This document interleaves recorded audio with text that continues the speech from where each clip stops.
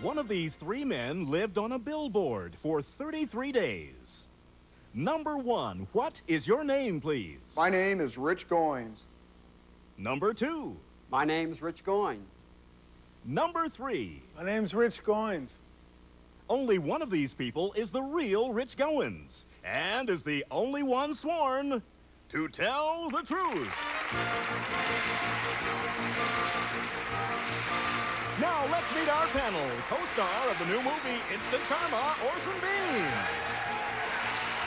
Psychosexual therapist, Dr. Ruth Westheimer. Film and television producer, David Niven Jr. And to tell the truth's very own, Kitty Carlisle. Here's the host of To Tell the Truth, Lynn Swan.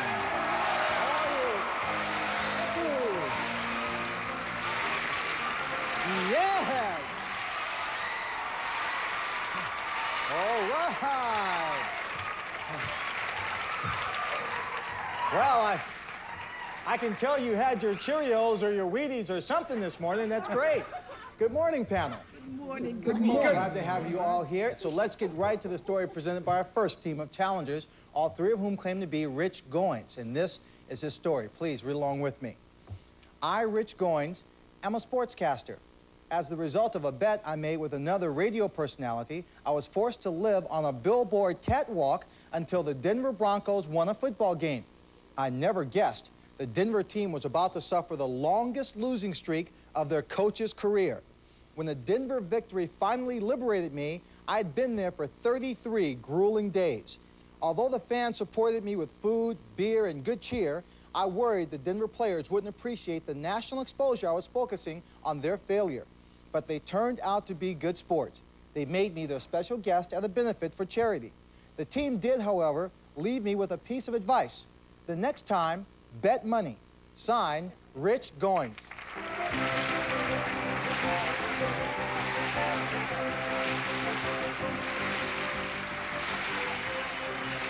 We'll find out more about this sports nut right after this commercial. All right, panel. All three of these people claim to be Rich Goins, who lived on a billboard for a month. Kitty, we start the questioning with you. Thank you. Number one, why were you so sure that they wouldn't be in a losing streak, that you stayed there 33 days? Well, I had no idea at the time that I would be up there that long. I thought they'd win a ball game. That's why I did it originally. Number two, how wide was the platform that you lived on? It was 48 inches wide and 50 feet long. And number three, you could lie down and sleep on it. Oh, definitely lay down. Yeah. And number three again. Oh, damn. Time is up. Game bit. Well, mercy, mercy, mercy. You know you're a sports enthusiast. A little locker room chatter here, folks. Go ahead, Dave. Okay, number one, where was this billboard? It was in Denver, about a quarter of a mile from the stadium. And number two, what did you sleep in, a little tent or what? Well, when we first started off, it was just a lean-to, a tarp. Yes. And then as the losing streak progressed, the station built a little shelter, a little doghouse for me. Okay, and number three, did you ever come down or you had to stay up there until the team lost or won or whatever it was? No, I actually did come down from time to time. The radio station where I work set up a small sort of camper minivan that had a toilet facility. And that was what I was going to get to. I was wondering where the toilet was. I knew you were heading for that. Absolutely. Dr. Ruth. Number one, did you think about any sexual experience while you were there? Yeah, most of my waking hours were spent thinking about that, Dr. Ruth. Number two, did you have a book to read? Yeah, lots of reading material. And I still did my normal broadcasts from the... From up there. Yes. And number three, did you, they brought you food up there. Was the food good? Food was great, a lot better than at home. A lot of the restaurants in the area would bring me lunches and dinners, and I had a little basket I could set down and they could send things up. All right, Orson. Number one, did women come to see you? I mean, normally, you know, a DJ, a broadcaster has fans. They knew where to find you. Yeah, a lot of women came. Unfortunately, I couldn't do anything with them. Oh, in mercy. the position I was in. Number 2, the pup tent was just big enough for one, was it? Or? Yeah. Yeah. Number 3, the amenities. Were you able to take showers and everything? As I started to say earlier, I could come down as many times as I liked. Yeah. I estimated, they figured on an average I spent 23 3/4 hours a day out there. I could only go down to go to the bathroom and a quick sponge Well, you've bath. cleaned up quite nicely now, Well, number thanks. 3. Had a beard going. Very nice. That bell means the time is up, panel, and time for you to vote now for either number 1, number 2, or number 3. Our team of challengers will receive $500 for each incorrect vote with a guarantee of $1,000. And if our panel is completely full, the team will receive $3,000. Well, Kitty, have you decided? Number 1 looks like he could be the real one. Number 2 spoke very well and could easily be the real one. But I like the way number 3 said his name. It's a difficult name to produce, Goins. And I like the way he said it. All right. David. Well, I was going to vote for number 1, but then I realized that number 1 is awfully large to fit in something that's only 3 feet wide, so I figured number 2 is the only one that could possibly fit in something with that sort of dimension. The size theory. Dr. Ruth. I had a hard time because I was imagining about their sexual thoughts, but I'm voting for number 3 because he is so real in terms of the needs that he had to go down. Yes. Orson. Does that have sexual connotations? Well, I voted for number 2. I mean, I thought it was number 3, but he volunteered a lot of information. I saw coverage of this in the news, but it was just a long shot, so I don't recognize him. But I just think, have a hunch it's 2. Okay, the votes are all in. Let's recap. Number 1, unfortunately, you didn't convince them that you were rich. You didn't receive any votes. Number 2, you received 2 votes. And number 3, you received 2 votes. Now it's time to find out who the real billboard boarder is. You think? We'll find out. Will the real Rich Goins please stand up? It's number 1.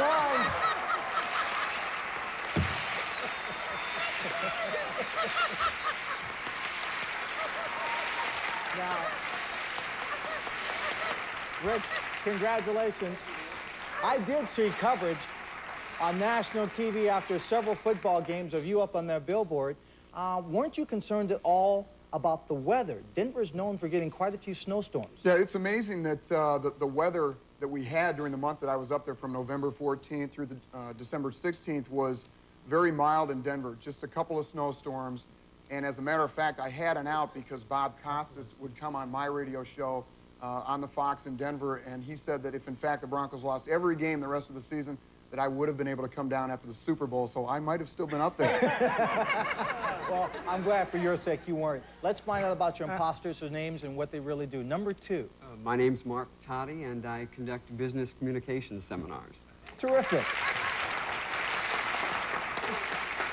Number 3. My name's Bill Carruthers, Lynn. I'm a media consultant here in LA, and the only team I'd sit on a billboard for would be the Raiders. I'm sorry. And you would not have to have had set that long.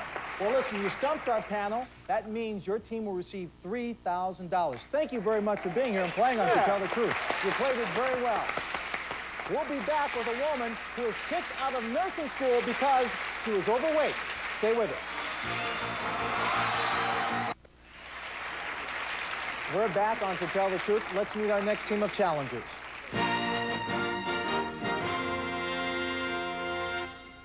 Number 1, what is your name, please? My name is Sharon Russell. Number 2. My name is Sharon Russell. Number 3. My name is Sharon Russell. And panel, it's up to you to locate the real Sharon Russell. Here's her story. Please read along with me. I, Sharon Russell, am a nurse, but I never thought I'd get out of nursing school. My troubles began as soon as I joined the nursing program. I was told that I was too fat and I didn't fit the image of the school. They put me down. My instructors used me to demonstrate how to make a bed with an obese patient, how to give a shot to a fat person, and how to take a fat person's blood pressure. Later, I was pressured to sign a contract where I agreed to lose 2 pounds a week and have my weight monitored by the faculty. but I roller coastered between 295 and 330 pounds. At the end of the semester, they dropped me. I sued. I was awarded $44,000 for breach of contract. The award was upheld on appeal and is now in the Supreme Court. After finishing my courses at another school, I'm now a registered nurse. My patients love me, all of me. Signed, Sharon Russell.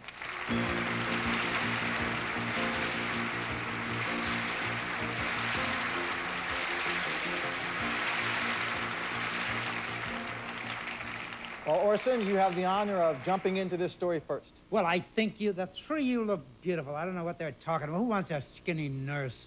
All sharp edges and everything, you know. Number three, you could take my temperature anytime. You never had any trouble with patients, did you? No, I haven't. Number three? Okay. No. Number two, now, why do you think they did that? I mean, this is crazy of them, is it? Were they just looking for trouble or what? Well, I felt it was crazy of them, but they said that I didn't reflect the image of the school. Well, number one, you taught them, didn't you? You got 44 grand out of them. Well, I haven't received the money yet. Oh, well, it's gone to all the way to the Supreme Court? That's right. Well, I think this is great. Dr. Ruth. Number three, when you talked to them the first time, did they make any kind of remarks about that when you registered? No, not when I registered. And number two, were you worried about that when you registered, just before that? Never crossed my mind. Uh-huh. And number one, are you angry at them right now? Yes, I am.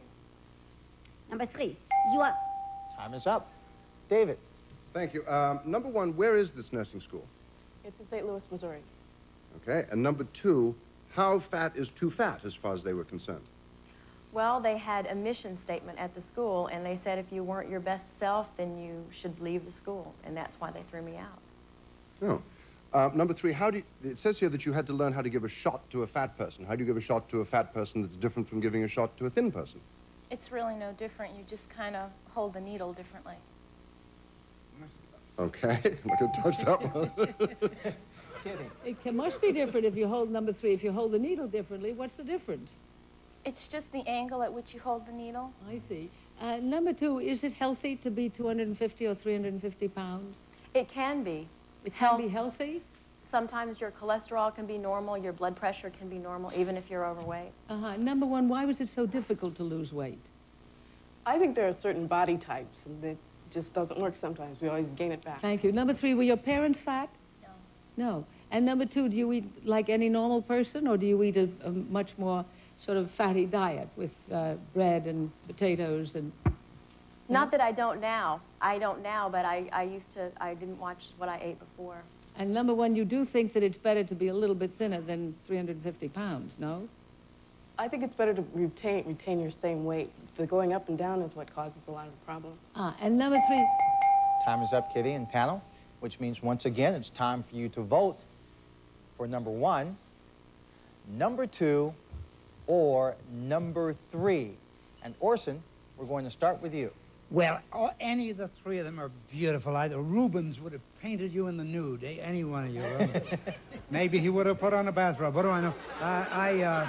I voted for number three because she's smashing looking, and I would certainly like to be sick in her presence. All right. But not right now. Not right now. Dr. Ruth. I'm voting for number two. The way she said cholesterol and all of the other medical terminology, it sounds to me she studied. David? Well, I didn't vote for number two or number three. I voted for number one because I thought that sort of smile is a wonderful sort of nurse smile, and also she's the only one without red fingernail polish. Aha! Oh, very Kitty. Well, no, what have I done? What have I done? I voted for number three because I think number three has a sweet face and her patients would love her. And I think she was rather sad about the whole thing. She didn't like this whole business about her treatment. Okay, well, we'll find out shortly which one of you is correct. I see the vote this time is split. Everyone received a vote. Number one, you have a single vote. Number two, a single vote. And number three, you have 2 votes. Now let's find out who the real defender of fat dignity is. Will the real Sharon Russell please stand up? Number three. Number three. Let me ask you, Sharon. Most people would say, well, because if you don't present a picture of health and you're working in a hospital, it's a contradiction to be there working with patients. How do you feel about that? Nursing is a science today, and just to think of a nurse strictly as a body image, you really lose all that we do. Let's find out who your imposters are. Number one, your name and what do you do? My name is Mary Anderson, and I'm a substitute teacher. Terrific. Grand professor. Number two. My name is Beth Albright, and I'm a radio talk show host. Terrific. There are 2 incorrect votes at $500 apiece. Your team will receive $1,000. Thank you very much for being here and playing today on To Tell the Truth. We'll be back to play one-on-one with someone from our studio audience right after this. Now it's time to play one-on-one with someone from our studio audience. So, Burton, who do you have for us today? Lynn, today we have Kathy Prosser from Glendale, California. Hi, Kathy, Lynn. welcome. Nice to be here. Thank you for having me. Here's your chance to play one-on-one. I want you to meet a gentleman who has 2 stories. Please welcome Frank Cooper. Frank? Welcome to Tell the Truth. Now, Kathy, Frank is going to tell you 2 stories, only one of which is the truth. If you spot that true story, you'll win $500. Okay. So listen carefully. Great. Frank, what's your first story? I love to tango. My wife and I are the United States tango champions. All right, Kathy, that may or may not be the truth, so listen to Frank's second story. I conduct tombstone tours. We visit the graves of Hollywood celebrities. All right, panel, 1 question about each subject in order to help Kathy make a decision and to win $500. We'll start with story number 1, Kitty, the tango story. Thank you. Mr. Cooper, what is your favorite tango to dance to? I would say that my favorite, the one that we won the competition for, is called El Amanecer. David, tango El Amanecer? experience? Who says you're the United States tango champions? Well, it was a competition held in Cleveland, and it was ballroom dancers throughout the nation. Oh. It's a very interesting question. Who says that you're the champion? Very good, David. Very good. Mr. Dr. Cooper, Ruth. when you do dance the tango, do you take your wife and you kind of dip her very deep? It's a very passionate dance. I would say it's really not a dip, it's a corte, is the movement in tango. But yes, it's full of lust and passion. Orson. I like the way Dr. Ruth said it. Do you dip her very deep? Now, this is a Dr. Ruth question. Does it turn you on to dance one of these sexy tangos with your wife? Oh, it certainly does. Mercy, I can see by your eyes even now thinking of it. That's the reason why he enters the championship with his I wife. see. Yeah. All right, Kathy, you've heard the first story. Now the second story, tombstones. Kitty. Mr. Cooper, what is the most popular grave that you visit? Probably Rudolph Valentino. David. Now, it seems to me that celebrities are also animals. What's the most popular animal grave to visit? There is no animal at the cemetery that we visit. Dr. Ruth. Do you tell a story about that celebrity's life, about their love affairs, about their maybe hidden affairs when you do conduct those tours? It's generally a brief capsule history of their lives and their love affairs and everything else. Orson. I love it. She asked a sexy question about dead people. It's good. Frank, now, how can I phrase this? Is Bela Lugosi still dead? To my knowledge, yes. Thank you. Kathy, you've heard the cross-examination. Is Frank the tango champion, or does he give tombstone tours? Well, my first reaction on his, at the beginning of his comments were that he was, I liked the tombstone first, but after his comment about the corte, I think the name of the dip, I'm going to go with the tango champion. Okay, let's find out. Frank, what's your true story? To tell the truth, I give tombstone tours. Oh, I'm sorry, Kathy. You should have gone with your instinct. You didn't win the money, but we do have a lovely gift for you. Thank you for playing one-on-one. And Frank, because you stumped her, you'll receive $1,000. Very nice. Terrific. Now, Give us an idea of some of these. We have some pictures of some of the tombstones you do go visit. Tell us about them, will you please? Well, the first one, the picture that you're seeing is Rudolph Valentino. He is, in fact, the most popular attraction at the Hollywood Cemetery.